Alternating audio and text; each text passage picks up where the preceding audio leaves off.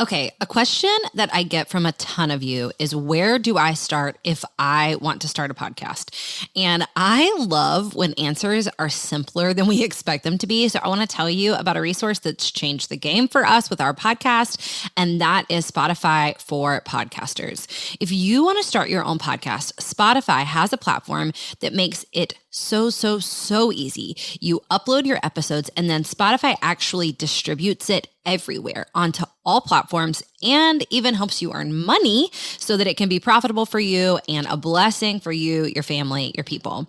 Spotify for Podcasters lets you record and edit your podcast literally from your phone or your computer. So if you don't have a fancy setup, it's okay. You can immediately get started today. Then again, you distribute it to Spotify and everywhere else that podcasts are available. You can also do video podcasts, which sounds like a dream to me. And when you want to take conversations with your people to the next level, you can do Q&A and polls, all sorts of fun things. You can earn money with ads and podcast subscriptions, or you can just get started using what you've got for the good of others and the glory of God. Check out Spotify for Podcasters. I use it. I love it. I highly recommend it. Download the Spotify for Podcasters app. I have it on my phone, highly suggest, or go to spotify.com/podcasters to get started today.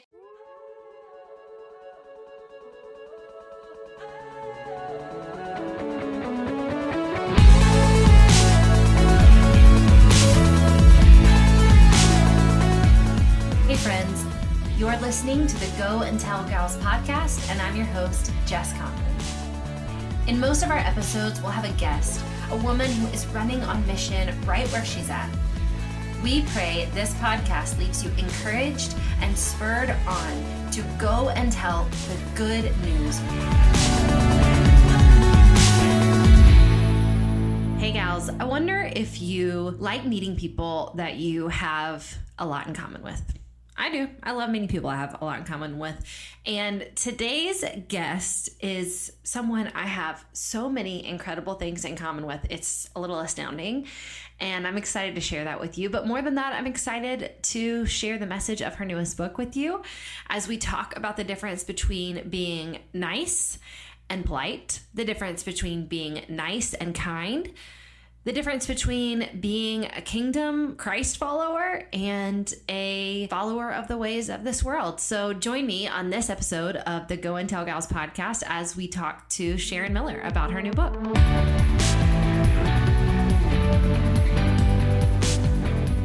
Hello, friends. We are kicking back off our interviews for the fall, and one of these first interviews is my absolute favorite I think we're going to have all fall. I'm just going to go ahead and say it right now. It is my friend Sharon Miller, who I'm just starting to get to know. And listen, we are figuring out we have a ton of stuff in common. I don't know that there's anyone else in the world that I have so many big things in common with. So tell everybody a little about you, your life, what's going on, and I'll fill in the blanks of, some of the things I love about you. Yeah, so I have a church plant with my husband, and our church is called Bright City Church. I love it. And for anyone who hasn't heard the story, it's really funny. When we were praying about our church plant, we had visited Charleston because did I tell you that's where we got engaged? Did you know that? You did tell me that. Yes. Yeah, Charleston is very special to us. And so we'd gone to Charleston, and that was just a time of prayer and asking God for clarity. And while we were there, we visited your church, and you guys were kicking off a series called Bright City. And that was for us in the middle of us praying for a name for our church. And we were like, this is it, Bright City Church. And then right around the time that we were about to announce, you guys announced that you were rebranding as Bright City Church. And at that time, you and I didn't know each other. Yeah. And so I remember, I don't even know if I told you this, but I remember when you guys announced that you were rebranding, because when we visited your church, we had kind of ducked in and out. I think we had brunch reservations or something. But I remember thinking, gosh, I really hope that this is how God makes Jess and I friends.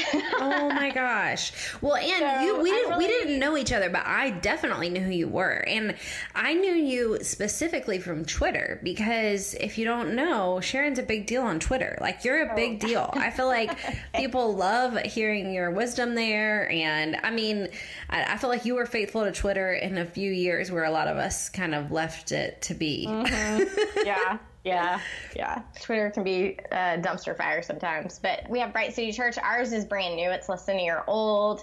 And then I'm from Charlotte, like you. And what we also discovered is that we grew up in the same neighborhood. Yes. That's so crazy. And went to the same elementary school. So I'm trying to think if I'm missing. Those are the big points. I mean, the first time we had dinner, obviously, I know we both had churches named Bright City. We both lead our churches with our husbands, which is not a wildly individualistic, but there's not a ton of people, I feel like, doing husband-wife teams together right now. No. Yeah. And especially in the circles we run in. And we're both authors, which it's just a very interesting balancing both of these worlds of the local church and it really is book writing and traveling. But then when we were having dinner and we realized we went to the same elementary school and lived in the same neighborhood growing up, that was too much. Like, that was too far. So strange. I love it. We were meant to be friends. I think that's the moral of the story. We were meant to be friends. And so I'm glad that I finally found you. Well, it's so interesting. I want to tell this story. I didn't tell you I was going to tell this, but I've told other people, it's so interesting how God just also has given me such an esteem for you. I mean, that's going to sound like, of course I would esteem you. You're amazing. But I don't know. Do you ever have people that you feel like God just shines a spotlight on them and says, like, this girl, I love her. I love her, love her. And I don't know. I have such a love for you in my heart. And so the story I wanted to tell that just meant so much to me was the day after Easter this year. I was in a very interesting little pit of fear and spiritual confusion. Just something had happened that had left me very confused. And if you ever have a moment like that, you could probably text 30 friends, or you could go to somebody's house and say, like, help me feel better. But it feels most important to go to the Lord and say, help me process this. And so I was going to the Lord, but I said, God, if you would just send one person that I could really trust to talk to about this. And not 3 seconds later, you texted me. And I thought, God, I'm so grateful. Like, you continually have put her in my path. And I just love your wisdom. I love your sincerity. I love your heart for God and your heart for God's word. And it just feels like such a gift to get to know you and to get to be in ministry at the same time as you, because you're just the real deal. And I'm super blessed by it. Well, I feel exactly the same way about you. And I'm really grateful this year has brought your friendship. And I'm really humbled by everything that you said. No, I mean it. Okay, let's dive in. I am dying to talk about your new book. I mean, I cannot wait to talk about this. I've shared this on the podcast before. I'm a little bit of an Amazon stalker. So if I know friends are having books coming out, or I just like to scour and see what new books are coming out, because if you didn't know, lots of books are posted on Amazon months and months and months before they come out. And I think I saw your book months before you said anything to me about it, or before I got it in the mail, because I just found the cover online one day and I was like, thank you, Jesus. This is a book we need. Oh, that makes me so glad. So tell us everything about it.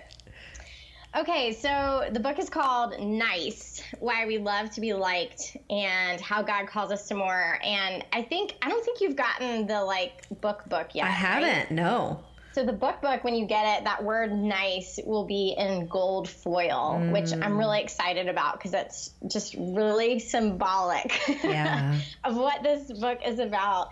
But the backstory of it is, in my first book, for me, I had this little paragraph where I was looking back on my childhood, and I was raised in the church, and I was this really good Christian girl. And I obeyed my parents. I, did all the right things. I was an achiever. I was, in church, all that.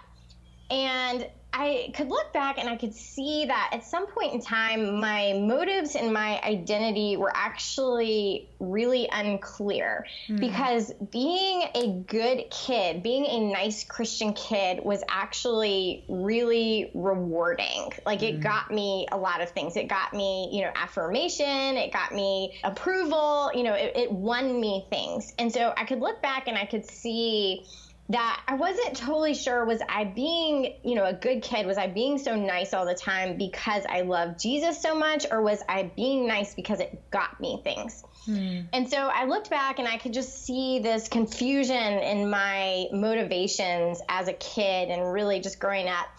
But I could also see that mixed motivation had followed me into my adulthood, and it had followed me into ministry. And one of the ways that it showed up, and this, Jess, like this hits home, is we both know that there's a lot of rewards, there's a lot of benefits if you are just really upbeat and really positive, and you talk about Jesus, but not like the hard things. Yeah. Yeah. And I feel this, and I have felt this, especially when there's been stuff going on in the world. And like with my blog, there were times where I thought, this is happening in the world right now, and God's word has something to say about it. But if I write about this, if I speak about this, will people not like me anymore? Like, will people say I'm distracting from the gospel? Will people accuse me of kind of stepping outside of my lane? And so I wrestled with speaking about some things that Jesus talks about, because I didn't want to let go of this nice girl image that had served me really well. And when I realized that, it was really eye-opening for me. And it just caused a lot of soul searching. And over time, I just realized that there is this nice Christianity that we can disciple ourselves into. And it looks a lot like the real thing, but the fruit is bad. Yeah. Yeah. And the more I examine myself, the more I, was looking at the church, and Jesus says this, he says, you will know a tree by its fruit. Yeah. And as I was looking at, in my pursuit of niceness, this image, when I'm really good at looking good, what are the bad fruit that it has borne in my life? And I saw fruit of inauthenticity. I saw fruit of cowardice. I think that is what that wrestling was with, speaking boldly on things that God calls us to speak on. I could see cowardice. I think it bears fruit of corruption, where we're sort of okay with a family member, we're okay with a friend, or we're okay with a leader so long as they are nice to us.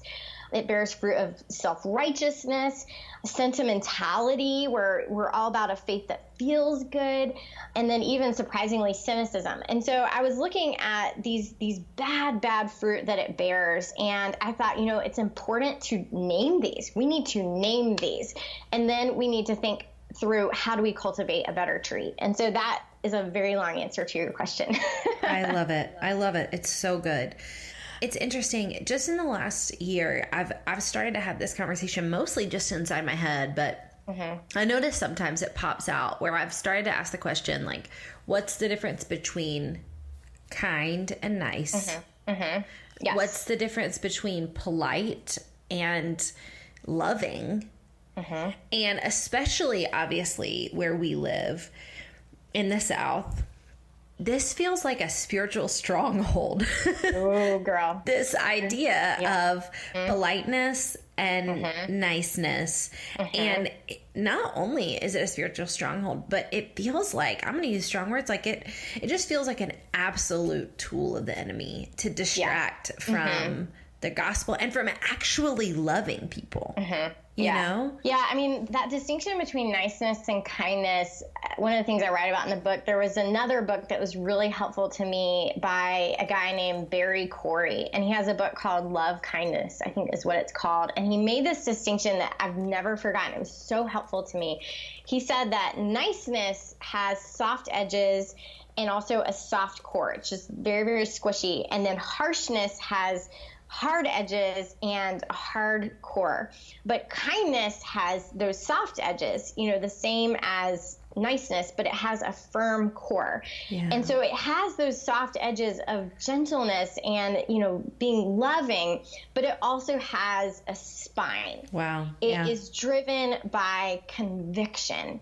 And that's the difference. I think kindness, and this is what we learn from Christ, is that kindness for him was ultimately motivated out of love for others. And so he was willing to press into those hard conversations, and he was willing to count the cost, whereas niceness is ultimately, it's motivated by self. It's really about us. It's how do I preserve, the peace in this relationship. Even if this person probably needs truth spoken to them, I would rather just keep the peace with them. Yeah. And that is ultimately self-serving. I think to some extent we don't want to hurt people's feelings, but kindness counts the cost. We are going to press in and we are going to be gentle. We are going to be loving. But I think something that quickly reveals the difference between niceness and kindness is how we respond when that loving approach is not reciprocated. Wow. And so niceness, when you're nice and then someone isn't nice to you in return, it flips just so fast. You're 100% right. Into how could they treat me that way? I was so nice to them, but kindness is prepared to persevere in love. And so that distinction has really helped me a lot. Wow, I love that. You're 100% right. That's such a good teller of niceness. When it's not reciprocated, it just flips. Yep. Nick and I were on vacation last week for our anniversary, and we were in this small mountain town, and we went to a restaurant, and they happened to be having trivia night, and it seemed like everyone in the entire town was at the restaurant, so no one could get a table. And we had been waiting probably, 40 minutes or so, but we weren't stressed. We had no kids with us. We didn't care. And there was another family nearby, all adults, they didn't have any kids with them, but they were fed up with waiting. And Nick and I just watched as the matriarch of the family seemingly went to the hostess and with a huge smile plastered on her face and with a very sweet voice, she said, you should probably tell people that it's trivia night, and so no one's actually gonna leave, and you should probably warn people that they're gonna be waiting a lot longer than an hour, and so we're gonna actually go. We're pretty disappointed. And Nick and I, obviously, I've lived with the South a long time. I'm very used to this Southern lady characteristic thing of but when Nick and I were so marked by it, we couldn't stop laughing. We were like, why in the world did she think saying something so passive aggressive with a smile was necessary? She's obviously disappointed. She's obviously frustrated. Why smile? It just so hilariously interesting. I think the reason why this book is so necessary is because it's going to cut to the heart of number one, that's not even nice. Sister, you're not being nice. You're not even being kind. You're not even being loving. But also why? Why anyhow? So it's going to get at some motives for a lot of us, I believe. But what I perceive about the book, too, is that it's also really logistical and helpful, giving women tools to actually walk in some of that God-given, Christ-given kindness. Yeah, well, that was something that I wrestled with. Initially, the seed of the idea for the book was naming these bad fruits. But then when I was trying to decide where would I go from there, what would be the second half? Because you can't just say, I see this and everything's terrible. I really wanted to give people tools. That's really important for me, is to give people tools. What's the now what? And at first I thought, if I start with these bad fruit, then I need to end with what are better fruit? What are the fruit of the Spirit? And I thought I could kind of contrast those things. But the more I thought about it, the more I realized that's missing a lot of steps. And I think that's unfortunately how we talk about bearing fruit in the church. I remember the other day I was on Instagram, I think, and I saw someone was wearing and maybe selling a shirt that said, the front of it said, "Be brave, be kind." And I I am all for courage. I'm all for kindness. I talk about both of them in the book. But realizing that that's not how fruit grows. You don't yell at a tree, grow apples. You have to cultivate those fruits. And that's something that I've honestly even become convicted of as a parent lately, because ever since I wrote this book, I've been really a lot more careful about my words, because it's so easy to just say, be nice, when what I really mean is be patient or be generous, be kind, that kind of a thing. But I noticed in myself, I was saying to my kids a lot, I want you to be kind. I want you to be generous. But then realizing I'm not giving them the tools for that. They're not just going to magically become generous people just because I tell them to be over and over and over again.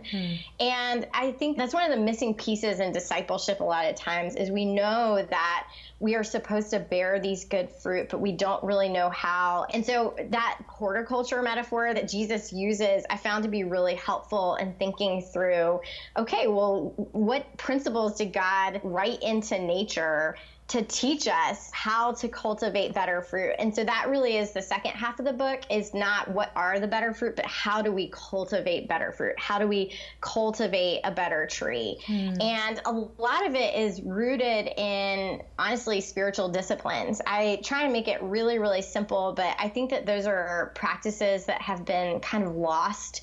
And I wanted to bring them back in, but I'm also really sensitive to the fact that a lot of people that you and I are speaking to, that term spiritual discipline sounds really scary and really intimidating. Yeah.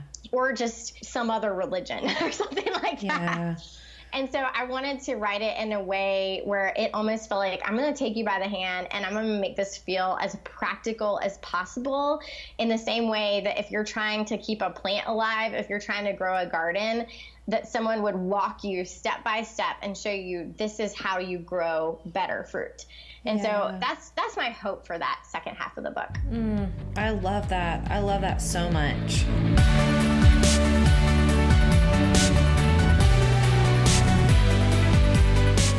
Hey friends, you might have heard me talk recently about Dear Heart Designs. They're a jewelry and accessory company that I've just come in contact with that I am loving. They make incredible, beautiful pieces of jewelry that also give back to women around the world. Every single month, they choose from a pool of applicants that are in need of support or funding for their mission trips, their adoptions, or just unpaid causes. And a portion of every single purchase from that month goes back to support the selected woman on mission. They've helped, again, pay for adoptions, for mission trips, and just a variety of other needs around the world. I love their passion for creating handcrafted, intentionally designed jewelry that equips women to spread the love of Jesus around the world. And I also love that they're giving you guys a discount code. You can use the code JESS15 to get 15% off your first order from dearheartdesigns.com.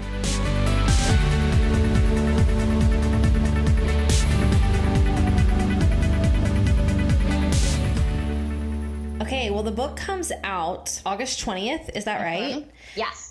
But tell the gals what they get when they pre-order it.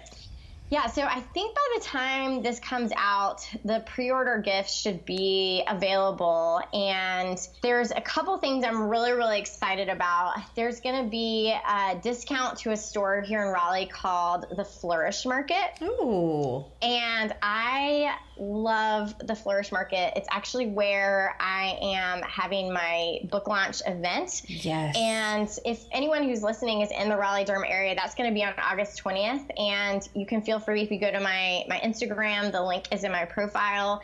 It's a free event that I am doing with my friend Emily Sexton, who is the CEO of the Flourish Market, and then my friend Molly Stillman, who she's just a ethical fashion advocate. And the Flourish Market, though, they're just this beautiful, beautiful store where they have ethical fashion and they advocate for women.